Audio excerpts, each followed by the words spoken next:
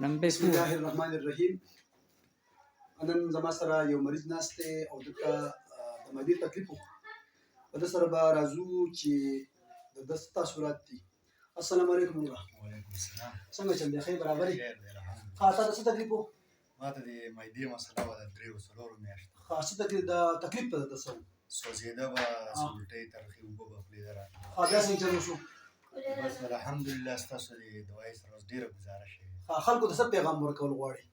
نو بس پیغام خو دا دی چې بس ماشاءالله ستاسو دا کوم کورس چې دی ډېر ښه دی. او ستاسو نامه چې ډاکټر زید رحمان، ماشاءالله.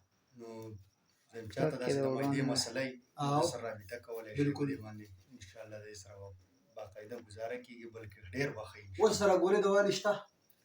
ښه، اوس تا زه لږ دغه کامه چیک اپ کامه د ژبې لږه کوله وکړو، لږه ژبه کوله وکړو. اوس د دې تکلیف شته؟ برابر دی. هغه ترې ته اوبه خو منې شوي دي. صحیح شو، صحیح.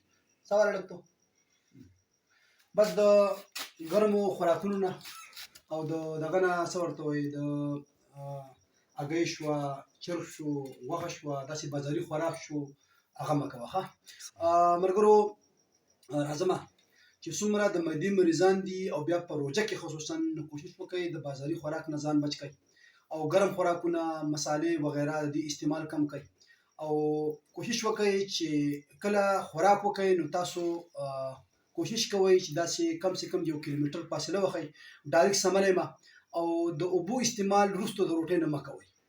نو امید لرم چې تاسو به دا ویډیو خوښه کړئ او که دا ویډیو ونه خوښه کړي نو مخې ته یې شیر کړئ. ډېره مننه. نه شیر